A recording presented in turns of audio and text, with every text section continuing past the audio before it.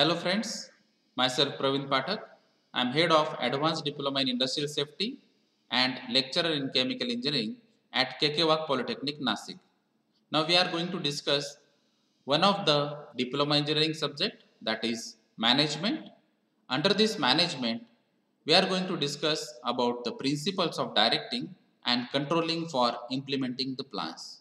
So under this course outcome, we are going to focus one of the unit outcome, that is describe the controlling methods and budgetary control concepts. So with reference to this unit outcome, the contents of these presentations are controlling methods, different types of budget and its advantages, controlling tools. So let us discuss one by one. Controlling methods. Now there are various techniques or the methods available in the market, and that is the traditional techniques like personal observation, statistical reports, break-even analysis and budgetary control. So let us discuss one by one. The first method is personal observation. So in this method, generally a supervisor or a manager can observe the activities of each and every employee, and that is nothing but the first hand information or personal observation.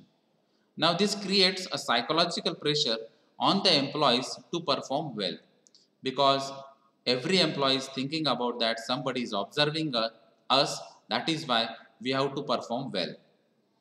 But in some of the cases, it it is a fact that it is a time consuming process and it can't effectively be used in all kinds of jobs. So it is useful in some of the cases, it is suitable for some of the jobs, but it is not suitable for all kinds of jobs. Now the second method is statistical reports. So it is nothing but an overall analysis of reports and data.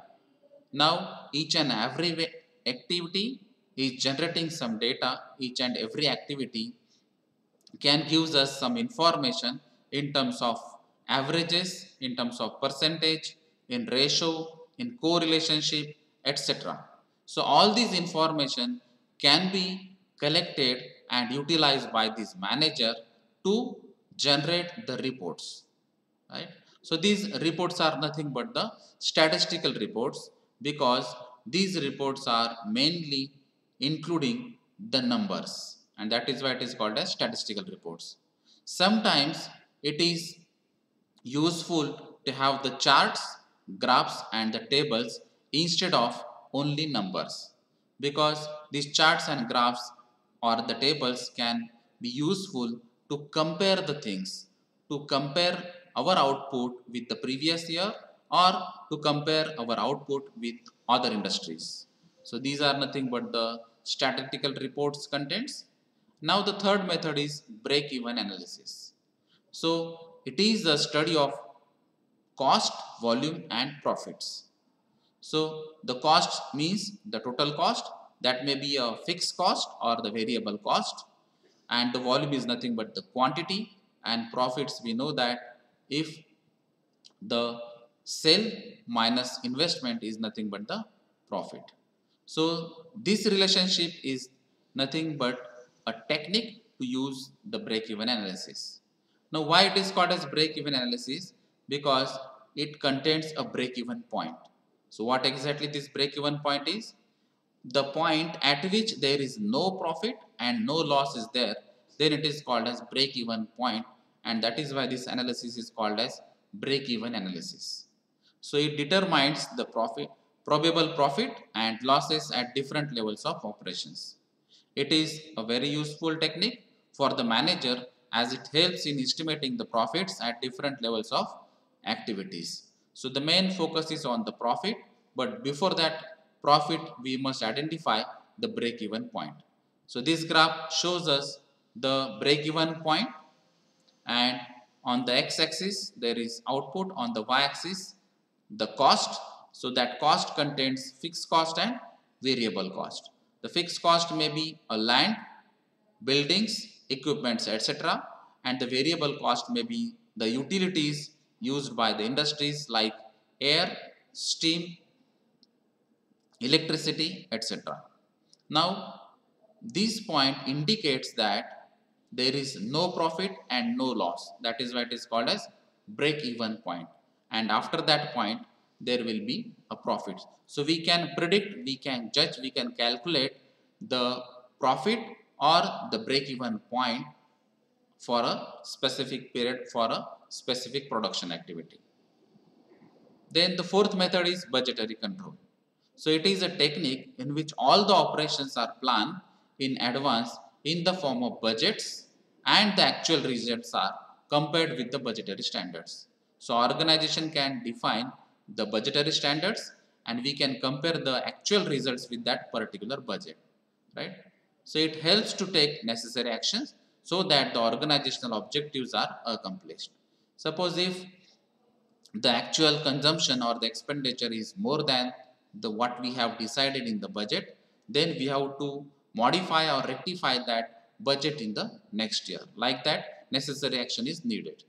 A budget is a quantitative statement for a definite future period of time for the purpose of obtaining a given objective. So it is nothing but a quantitative statement which gives us the idea regarding the quantities required. That may be raw material, that may be intermediate, that may be equipment, that may be utility, whatever it may be. It will contain figures of forecast both in terms of time as well as the quantities.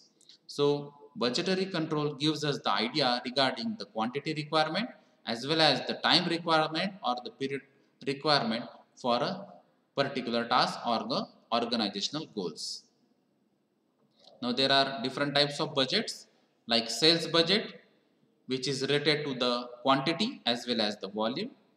Production budget, which focusing on the production only. The material budget, which focusing on the quantity and the cost of material. Cash budget, which focusing on the cash inflow and outflow. And the capital budget, spending on the long-term issues. Now the R&D activities, that is R&D budget, focusing on the development or refinement of the product and the processes. So these are the different types of budgets. Now what are the advantages of budgets? It helps in attainment of organizational objectives. That is our main of each and every employee. It is a source of motivation to the employees because employees are knowing what exactly the budget is, what is expected and what we have to perform. It helps in optimum utilization of the sources because if the budget is limited, then we have to use the available resources in a prescribed manner. It also used for achieving the coordination among the different departments because unless and until one of the department can decide their budget, then on that basis only other department can decide their budget. For example, sales budget can't be prepared without knowing the production. So we have to decide the production first and then we can decide about the sales budget. It facilitates the management by exception by stressing on those operations which deviate from the budgeted standards in a significant way. So this gives us the idea to the management what exactly the deviation is, what is the difference is, and what we have to change or rectify the budget for the next year. Now there are different tools which are available for controlling techniques like return on investment, ratio analysis, responsibility accounting, management audit, PERT and CPM, that is program evaluation and review technique, and critical path method, MIS, management information systems, etc. So these tools can be utilized for the controlling purpose. So on the basis of this discussion, we can understand that budgetary provision and controlling methods are useful to achieve the organizational goals. So for detailing of these tools or the methods, you can refer the MSBT manual. Thank you very much for listening. Thank you.